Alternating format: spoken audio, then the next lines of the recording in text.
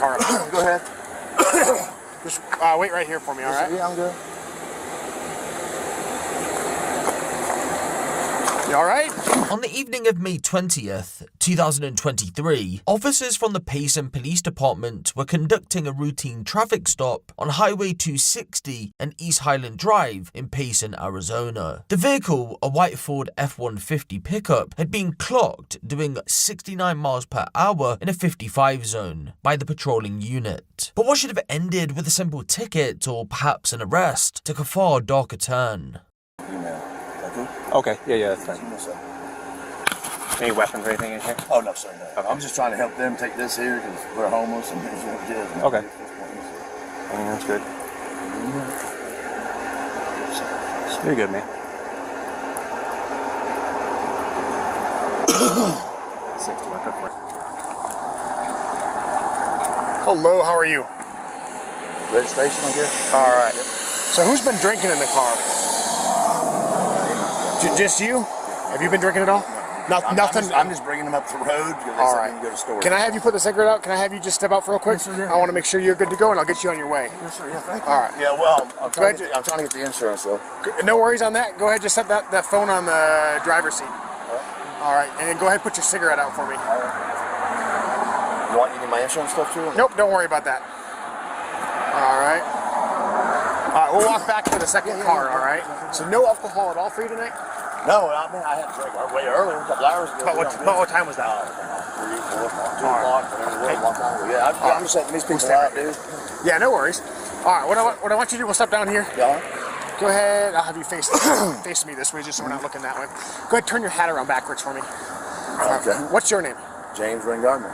Okay. That's 45-year-old James Wren Gardner, driver of the pickup. He's just told police that he drank lightly earlier on in the day, and therefore he should pass his field sobriety test with flying colours. Officers had spotted an open beer can in the cup holder within the truck, and although the stop was for speeding, tests needed to be taken in order to rule out a DUI because of that open beer can. The thing was though, ladies and gentlemen, even though yes, James had drunk alcohol earlier on in the day, it wasn't the only thing he had taken.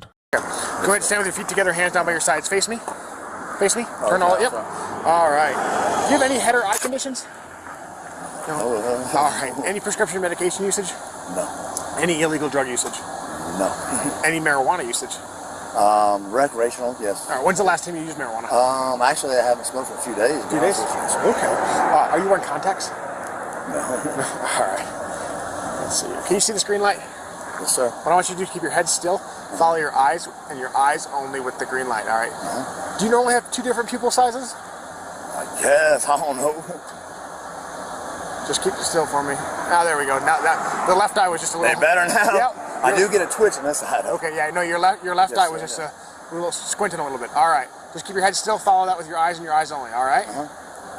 Keep your head still for me, okay? Oh, head still. Okay. Yeah.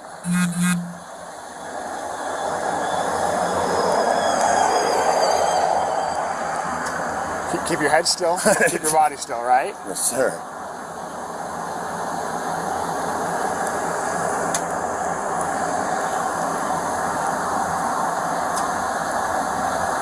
Yep, keep your head still. If it helps, put your hands like this.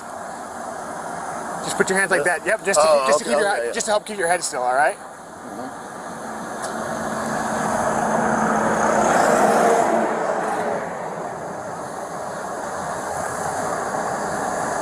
Am I doing it right? Yeah, you're still moving your head a little bit. All right.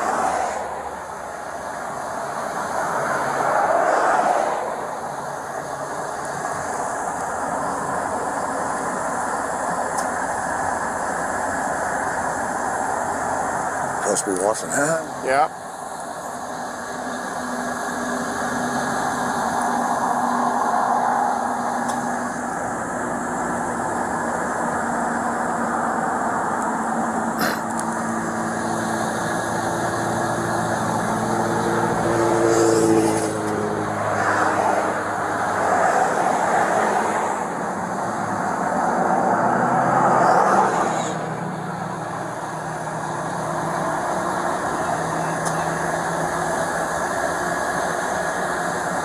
trying to hypnotize me? No, we're almost done.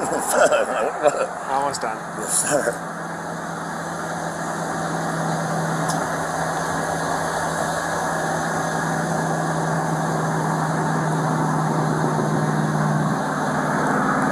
So how much did you have to drink earlier? I just had a couple of drinks, dude. But it's hours ago, man. About what I told you 2 or 3, man. I mean, I went and ate, doing pizza. These people, they're homeless. I'm just helping them out. They're just trying to be nice, be a nice guy, dude. And fucking, they're going. She said it was going 70. I'm like, what happened? 70? Where'd you guys? You said you had pizza?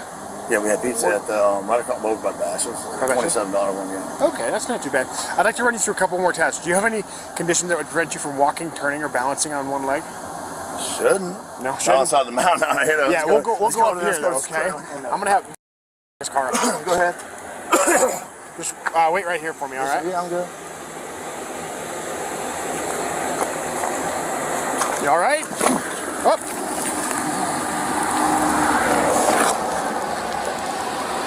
Go ahead, roll medical. Someone's passed out. Hey, buddy. Hey, buddy. Turn over.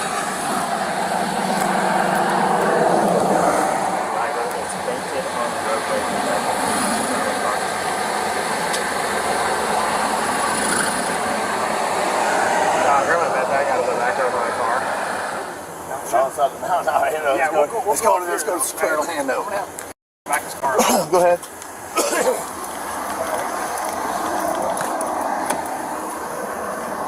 Can you unlock your car, please?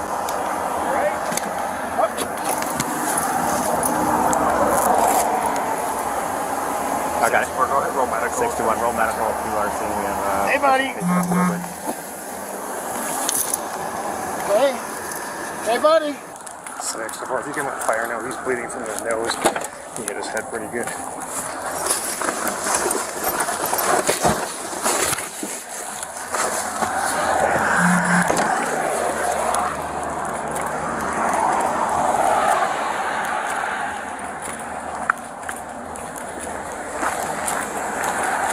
Careful, I'm getting hurt now. He's still unresponsive.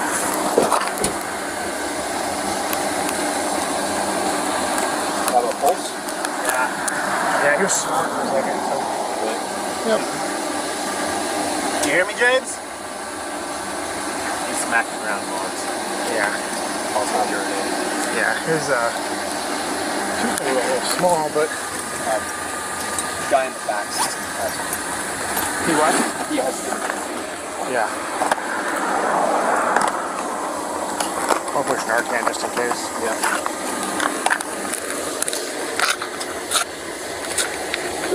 Keep your eyes on those 2 in the truck. Hey, you all right? One in the bed, one in the cab.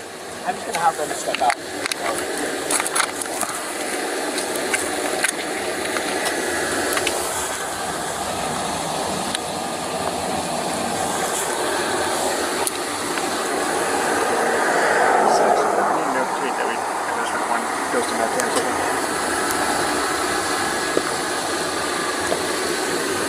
First responders suspected that James had just overdosed on fentanyl, so they administered a shot of Narcan, a medicine that rapidly reverses an opioid overdose, in the hopes that he would recover. To their surprise, it didn't work, which ultimately left them confused, and it was now a race against time to potentially save him. The 2 passengers in the vehicle, a father and son, Vernon Herzer and Vernon Jr. were questioned. It wasn't a criminal investigation, rather the police needed to understand the circumstances leading up to that moment in time, because that way, again, if James had taken something, they'd know how to potentially save his life. But as you'll see very shortly, they said he hadn't taken anything. Hey man, so you're, what's his name? Yeah, driver. James. So James just totally passed out, like 100% full on, just fell over. You guys aren't in any trouble, but just because we're going to be dealing with that for a minute, would you mind just stepping out for a second? Hello, sir. I'm not sure if you heard me. Did you hear what I was saying? Yeah, so James just totally passed out, like Just now? totally fell over.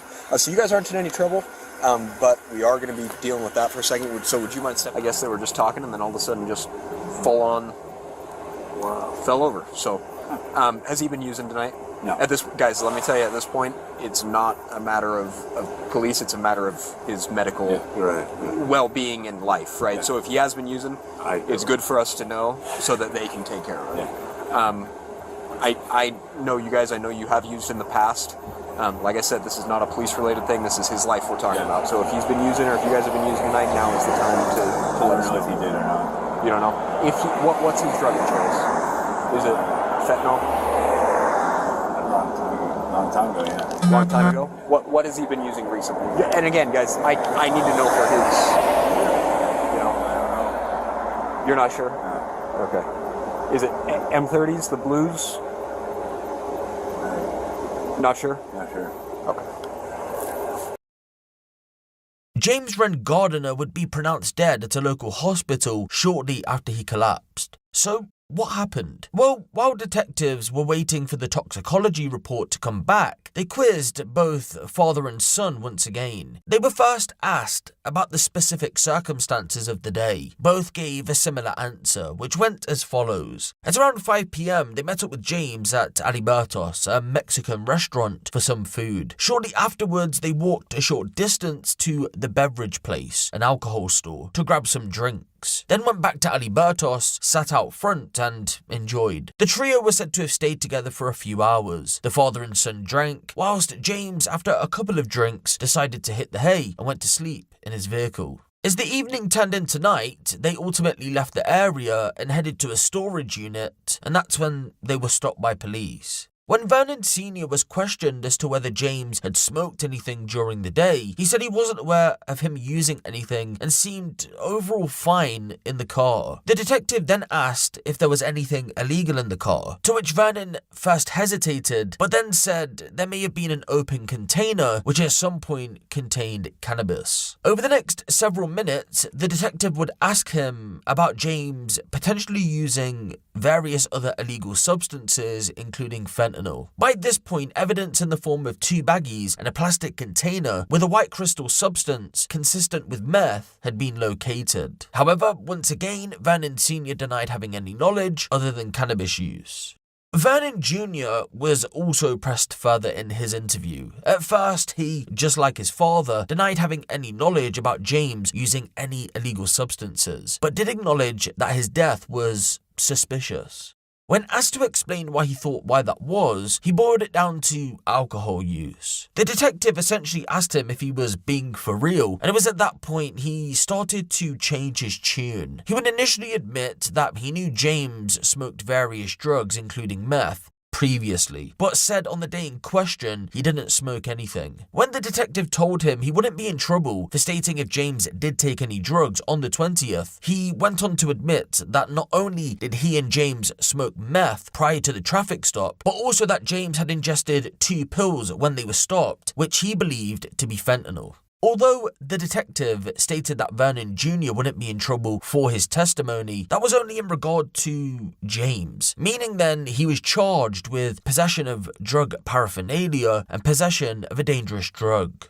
So, the moment you've probably been waiting for. What happened to James? Well, believe it or not, his cause of death was revealed as dilated cardiomyopathy as a result of meth and alcohol use. Dilated cardiomyopathy, for those of you who aren't aware, is a heart muscle disease where the heart chambers, especially the left ventricle, enlarge and become thinner, making it harder for the heart to pump blood efficiently. With no fentanyl in his system then, it seems as if those tablets were meth, which probably triggered him to have this reaction. Surprisingly, ladies and gentlemen, this case had little coverage when it happened, and James's family went weeks without knowing what exactly happened to him. This lack of transparency led to speculation. His family assumed foul play. As a result, the police released the footage that you've just seen.